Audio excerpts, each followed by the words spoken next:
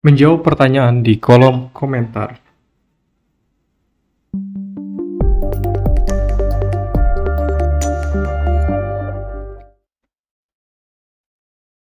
Assalamualaikum warahmatullahi wabarakatuh.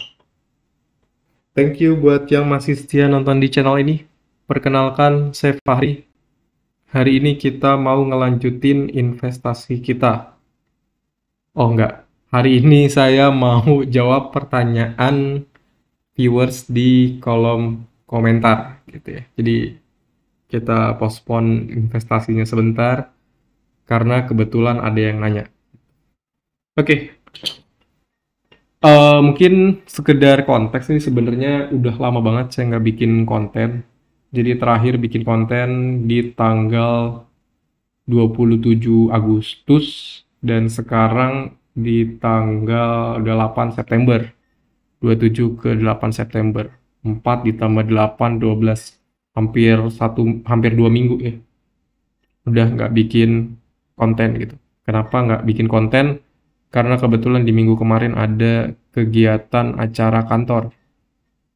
Jadi ada outing. Nah, nanti mungkin lengkapnya perjalanan outingnya gimana nanti akan ada di insya Allah di YouTube channel. Jadi bisa dipantau aja. Cuma mungkin kayaknya nggak dalam waktu dekat. Karena proses editingnya agak PR gitu. Oke, kita balik lagi. Jadi selama ini tuh nggak pernah ada yang komen. Jadi dan kebetulan entah kenapa kemarin tiba-tiba ada yang komen tuh di kolom komentar di salah satu video yang diupload gitu. Nah itu dan entah kenapa juga ini video tiba-tiba viewersnya relatif lebih banyak dibanding video saya yang lainnya gitu ya. Ya mungkin ini kalau dibanding channel-channel lain ya nggak seberapa lah ya, cuma 800. Cuma kalau dibanding konten-konten saya yang lain gitu yang cuma 50, 100, 200 ini tuh banyak banget 800. Jadi kayak jomplang sendiri ya nih konten. Dan di video ini juga ada yang komen. Jadi dia orang pertama yang komen di video investasi kita ya, di video di seri Fahri Belajar Investasi. Congrats ya. Selamat buat Imam Shalindri 4257. Dan ya namanya nggak pernah dapat komentar ya. Jadi saya nggak pernah mantengin kolom komen. Atau bahkan buka akun YouTube aja jarang gitu ya. Jadi buka akun YouTube itu biasanya nih, akun ini nih biasanya dibuka kalau mau upload video aja. Dan kebetulan beberapa minggu kan kemarin kan nggak pernah upload video, jadi mungkin mohon maaf ini agak telat balesnya. Jadi ini baru dibales sekitar beda 2 hari lah ya, 2 hari baru dibales gitu. Jadi mohon maaf buat saudara Imam. Jadi apa pertanyaannya? Jadi pertanyaannya itu, oh ya, atau mungkin videonya dulu ya. Video yang ditanyain itu ini kita lagi ngebahas UNTR. UNTR dividen Oktober. Beli apa enggak? Dan kalau nggak salah, keputusan terakhir kita nggak beli karena kemahalan. Menurut saya ya, menurut kita itu kemahalan. Jadi harganya itu 26.800 dan kita hitung-hitung dividen terakhir, 1 tahun terakhir itu 1.723. Dan ini yang jadi pertanyaan nih. Ini angka 1723 ini dapat dari mana sih gitu. Dan pertanyaan kedua itu 6,43% dapat dari mana gitu. Nah, lengkap pertanyaannya gini. Izin Bang, dapat angka 1723 sama 6,43%-nya dari mana ya? Maaf, saya baru pemula gitu. Ini kita sama-sama belajar aja ya. Jadi kalau mungkin dari viewers ada yang punya masukan, punya kritik, punya saran, tulis aja di kolom komentar. Atau kalau ada yang nanya di kolom komentar dan mau bales, silahkan monggo gitu. Nah ini 1723. Jadi sini udah, sebenarnya ini saya udah balas juga ya di kolom komentar ya. Jadi 1723 ini itu yang ditanyain adalah dividen per lembar 1 tahun terakhir. Ini buat quick screening kita sebenarnya. Sebelum kita jauh lebih dalam mengenal emiten itu. Karena untuk mengenal sebuah emiten kan butuh waktu ya. Dan jangan sampai kita udah nyari dalam-dalam ujung-ujungnya zonk gitu kan, ada waktu yang terbuang. Jadi ini screening kedua lah ya. Screening pertama kita adalah kan dari Stockbit. Screening kedua kita ngecek di dividen per lembar 1 tahun terakhir. Nah, ini kita pakainya dividen di tahun 2022. Ini bukan dividen kinerja 2022 ya, tapi lebih ke dividen yang dibagiin di tahun 2022. Kenapa?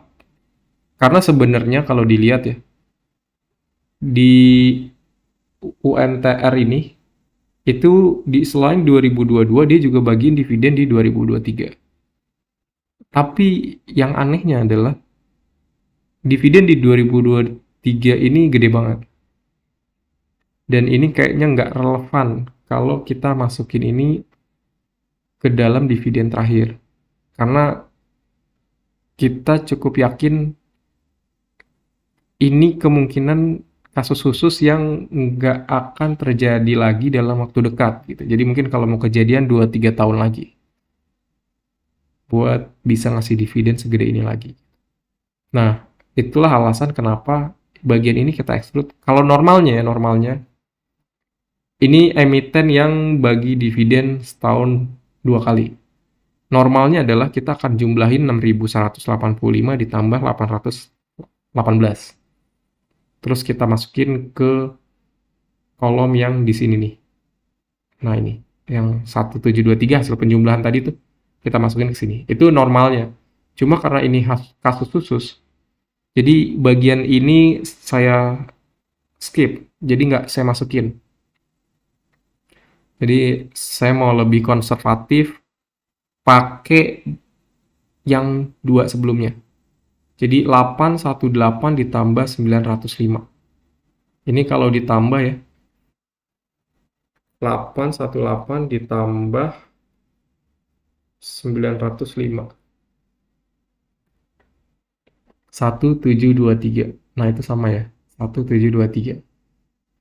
Jadi pertanyaan yang pertama tadi, ini dapat angka dari mana nih? 1723. Nah, itu dapat angka dari dividen di bulan April ditambah dengan dividen di bulan Oktober untuk tahun 2022. 905 ditambah 818 jumlahnya 1723. Karena yang April 2023 kita skip gitu. Semoga jelas ya. Nanti kalau ada yang nggak jelas boleh taruh aja di kolom komentar. Untuk pertanyaan keduanya, angka 6,43% ini dapat dari mana? Jadi 6,43% ini ya, kalau di Google Sheet-nya 6, ini sekarang value-nya udah berubah 6,31. Cuma waktu di video itu nilainya 6,43, itu adalah persen return dividen terakhir. Nah, itu cara ngitungnya adalah gimana? Itu dividen 1 tahun terakhir dibagi sama harga per lembar. Jadi itu sama dengan 1723 dibagi 26.800. Ini kalau nggak salah searching sebelumnya begitu. Nah, 1723 dibagi 26.800. Itu hasilnya 64,29%. Gitu ya. Atau kalau dibulatin 64,3%.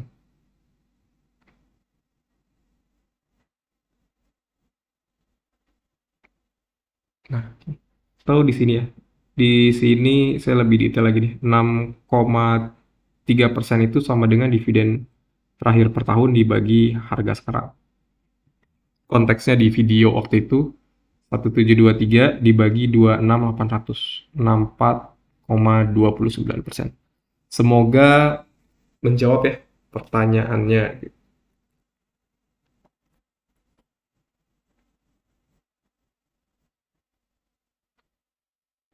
Sebenarnya hari ini cukup itu aja. Jadi pengen jawab aja pertanyaan dari kolom komentar.